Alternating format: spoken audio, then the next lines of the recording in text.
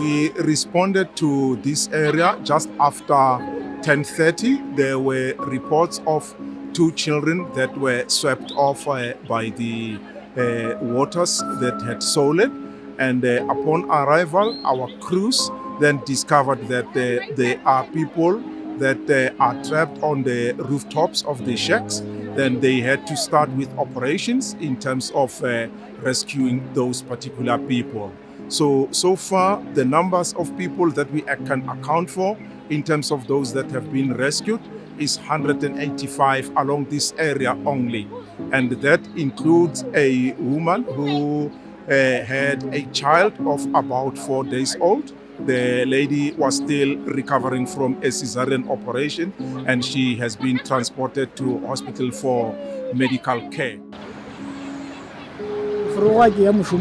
Mathata ba so mara pula yona e bele a ke fihla mmerekong ke sepetse mo ka mma to 8 a ke fihla mmerekong a ke fihla